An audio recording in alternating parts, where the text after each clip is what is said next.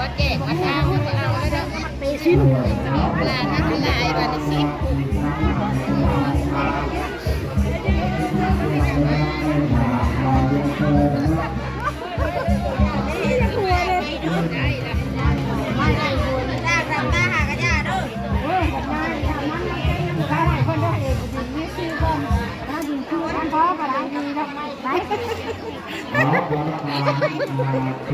มันน่าชมเลยมันปวดแขนเลยแม่น้องไม่ติดแม่ตัวน้อยแม่มันเลยโอ้ยมันต่อตัวแขนเลยมันต่อเลย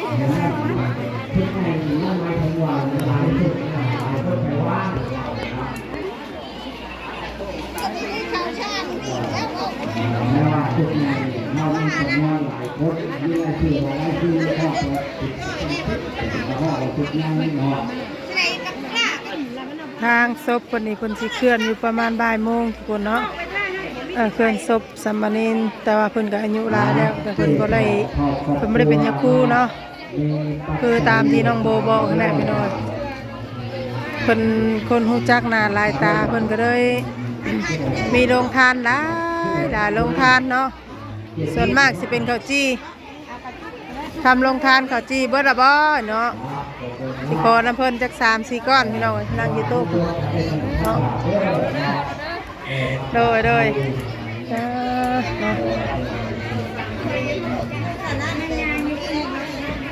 นำกระบอกอยากทานทางนี้เป็นข้าวปุ้นเบิดแล้วข้าวปุ้นนี่เนาะปุ้นหรือขนมจีนกับเจอเด้อมานี่เปียกเขาจี้พี่น้องได้มาแล้วหักยังได้อีกเอ้าคือเสียลาแท้คอยเอามาอะไรสำหรับเพิ่นได้นี่เด้อโอ้เสียเบิดได้บ่น่ะโพดดอกหมูได้ซะ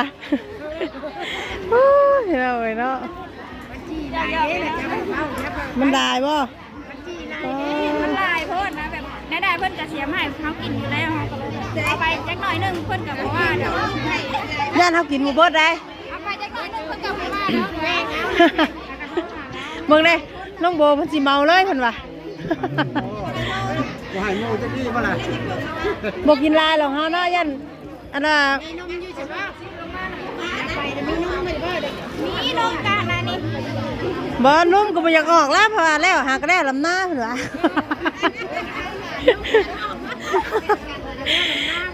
หาก็ได้ลำให้ลำหน้าเพิ่นล่ะเนาะว่าหยอกกันไปพี่น้องเอ้ยเนาะทางผู้สาวเพิ่นบ่เอาบ่ข้าวจี้น่ะบ่กล้าเข้าไปบ่โอ้ยผู้สาวทั้งบ้านได้นี่ลงมะแก้วแม่นซื้อจำแก้วแก้วอ้าวกี่ว่าข่อยนะปลางามเนาะผู้สาวเขาว่าแต่ผู้สาวจังว่ามีผู้สาวแล้วจังเนาะโสดโอ้โสดจีบได้ใส่นมกี่ยามีนมอยู่เนาะสักบ่เอาหน่อยเนาะถือแบบนี้ได้บ่นี่กูบ่ใส่คอถุงยางเพิ่นใส่เน่เนาะไม่ถุงยางนี่เนาะพอท่านได้กินพร้อมเพิ่นน่ามีว่าถุงยางว่าอาจสิมีอยู่วะมีบ่ใครมีก็คอถุงยางเพิ่นใส่พี่น้องเนาะเพราะว่าถือไปถือมามันยังเด้ตัวนี้มันยังตัวนี้มาเบิ่งก่อนโอ้ย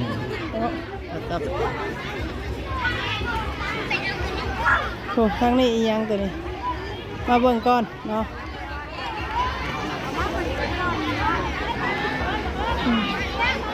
มาเบิ่งทางนี้โอ้ยโอ้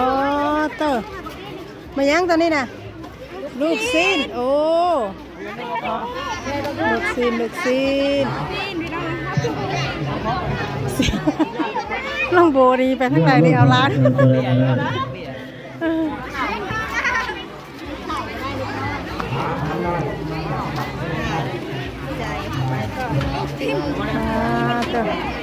ลูกซีน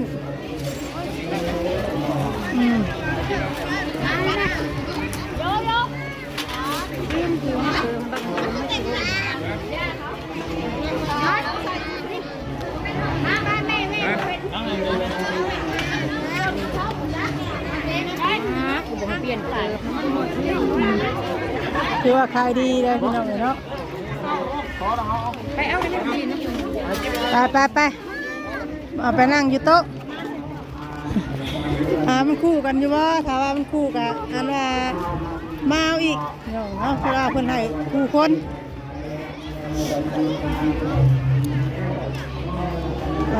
แต่คู่กันอยู่ว่าไปเอาอีกแหละคันบุคู่ผมเนาะหลังจากเอามาแล้วก็พากันนั่งกินอยู่นี่โอ้จังได้แซ่บป่ะ ยกโป้แซ่บคนว่าเนาะโตปุ๊บลงโบอามาอีกแล้วบัดนี้สาวคุณชิอ้วนแหละ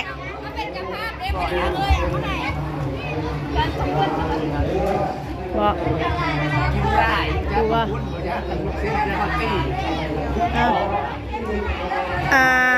บอกเพราะว่าค่อยเห็นบ่เจ้าค่อยออกคลิปบ่โอ้ค่อยก็ว่าอยู่เลย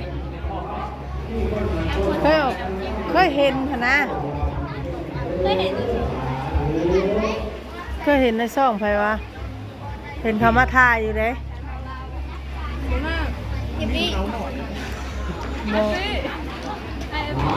ไอแฮปปี้แต่ก้อนน่ะมีFC บรรทักมาหาขอยุว่าจะไปหายเด้อว่าเราอยู่ลงบางแง้วว่าสั่นจะว่าคล้ายๆแบบว่าปีที่แล้วคุณนะแต่ปีที่แล้วคุณแต่มันบ่ทันได้ถ่ายคลิปแล้วนี่แล้วเขาก็เลยว่าบ่ฮู้ว่าบ่เคยไปว่ะเพราะว่าเฮาก็บ่ได้เคยมาเนาะเฮาบ่เคยเห็นเด้ตัวจริงแล้วแต่งงานเลยแม่แต่ว่าที่แรกๆครับเขาเป็นไฟเด้เขาวงตัวโดนแน่เขาว่าเขาต้องค่อยเข่ากล้องเลยว่ะคือว่าเขายังเขาสาวยังวะคนที่เคยมาถ่ายเปิดใจคือมาอยู่บ่เขาสาวหลานน้อยบ่ช่วงนั้นคือว่าเจ้าว่าปิดคลิปไปแล้วว่าสั่นคือว่ามีผู้บ่าวอีกอย่างบ่ประมาณนี้แหละพอแล้วไม่ไปปิดซื่อปิดบ่ได้ยังบ่แต่ว่ามีคนซัพพอร์ตหรือว่ามีคนคุยแล้วจังซี่นะบ่ได้ปิดคลิปแล้วค่ะบล็อกเรียบร้อยเจ้าคือบล็อกเขาบล็อกโอ้เขาบล็อกเจ้าเรื่องนั้นน่ะไม่อยากว่ามาแม่นเรื่องมันผ่านไปแล้วเนาะเรื่องผ่านไปแล้วก็บ่อยากเล่ามาพี่น้อยเนาะอันนี้ก็คือสาวแก้วที่ว่าเพิ่นเคยอยู่โรงบางแนวเคยถ่ายคลิปแล้วแต่เฮาบังเอิญมาพ่อเนาะมาส่งสการทางอ้ายของน้องโบก็ได้พ่อเพิ่นอยู่งานศพก็เลยถ่ายขออนุญาตถ่ายคลิปเพิ่นด้วยนึงเนาะโดยพากันนั่งดินยังบัวอยู่แหละพี่น้อยเนาะนั่งกันว่าพากันไปเอาอันของคนเน็ตลงทานมากินน้องโบบ่ได้บ่อันถุงยางนะเนี่ยน้องโบเอาขอจีมาคุณจีใช่เชฟบ่ใส่ถุงยางเนาะต้องใส่ถุงยางเลยหรือว่าเจ้าจะถือเวินไปได้ป่ะ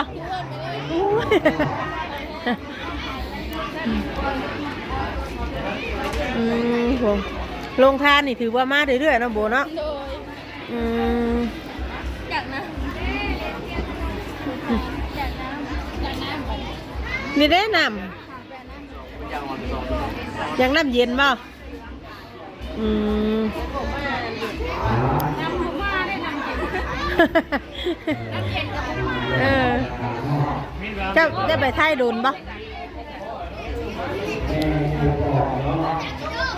เดือน อืมหากะมาบ่ พอดีมันเต็มไป เดี๋ยวสิไปอีกบ่ดิอืมอ้าวมองแต่ท่าคือแบบคือว่าสนใจเพิ่นได้เนาะพี่น้องเอ้ยอุ้ย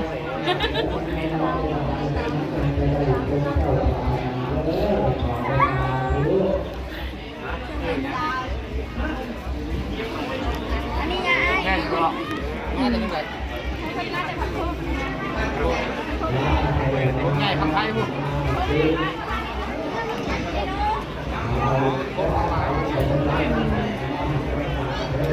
เจ้าเองได้ป่ะตัวน่ะโอ้อืมพ่อผู้สาวงามทั้งสองน้องโบกับน้องแก้ว แต่งามคนอันนั้นเพิ่นสีออกเพิ่นมาแต่ไทยเด้เพิ่นเลยตัดทรงผมใหม่เลยน้องโบว่าไปทำงานนะเพิ่นบ่ คนออกใครจะพูด บ่ บ่ไม่แบบคือได้แล้วน่ะหุ่นก็ดีน้อยเขาน้อยบางวะ คนน้อยหรือคนขนาดใหญ่ คนบ่กินลายก็ได้แล้วคนสิอ้วน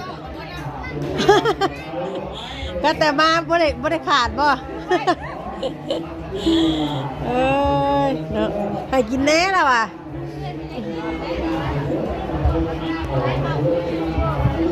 บ่คนบ่อ้วนกินลายก็บ่อ้วนคือเก่าเนาะ ไม่ได้ห้ามกินอะไรเลย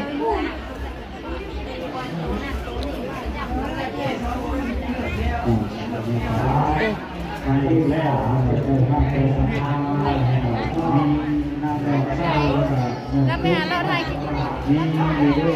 โอ้แล้วไปบู๊ระบาดถ่ายคลิปทั้งพวก ลงนิดเดียวที่หนังคน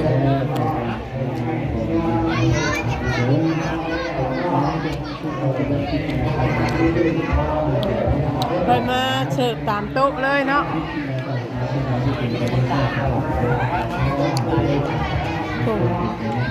ปูลงทานเพิ่นก็สิมาเสิร์ฟตามโต๊ะแขกสิมาพี่น้อยเนาะแขกมาในงานเพิ่นก็เสิร์ฟไปนำทางเฮาได้แล้วทางเฮานี่บ่ได้รอให้เพิ่นมาเสิร์ฟนะไปเอาเองเลยน้องโบจัดการเลย เรากับจะพาคนนึงง่ายๆถ้าเลยไปจัดการอะไรเลย แม่นบ่ถือว่าเขาจี้นี่ลายเนาะเพราะว่ามันอาจสิเหลือได้บ่งเด้ยังลายเด้ วันเสาร์นี้จะมีปาตีนมปาตีปาเต้400ก้อนปาเต้400ก้อนอันนี้เพิ่นเอามาใหม่อันนี้นะ ตัวมื้อเช้านี่นะเบิดไปแล้ว เฉพาะมันหลายมันก็เลยแบบได้ก่อนกินหลายแล้วเนาะมันคู่กันแล้วก็เลยมันก็จะเกลือนะได้อคุณแต่ว่าถ้าใครอยากกินกับแป้วอีกคนว่า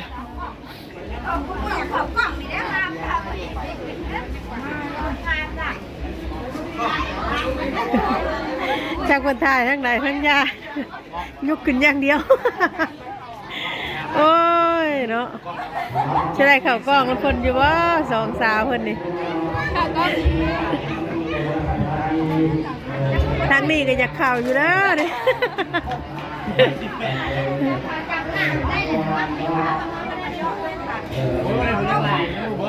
น้องพี่น้องเอ้ย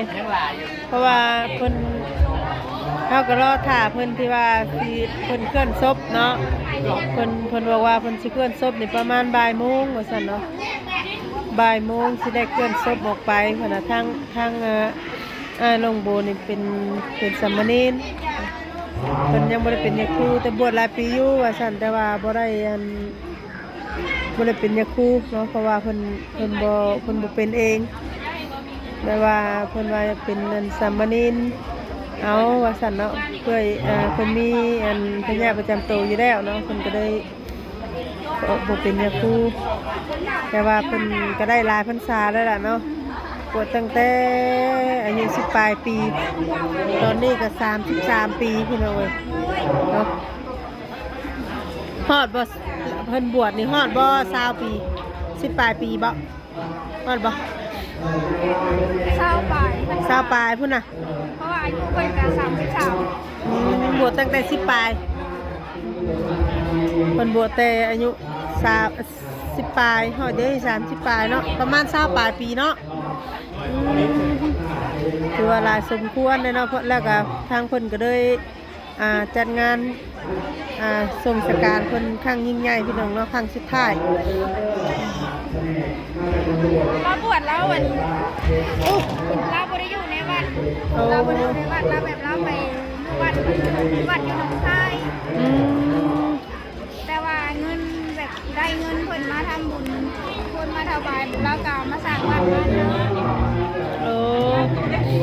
โดยแปลว่าไปอยู่ฝั่งไทยอยู่ฝั่งไทยแหละก็เลยมาบ้านเฮามาอยู่นี่โดนบ่มาอยู่บ้านเฮาบ่ได้ฮอดเดือนรู้สึกว่าเป็นพยาธิแล้วมาสิเนาะเราเป็นแต่เกิดแบบมูซึ่งมาในตัวเองสิบวัยแล้วนะเราก็เลยหยุดแล้วบ่ไปต่อแล้วก็บ่ยอมซึกอีก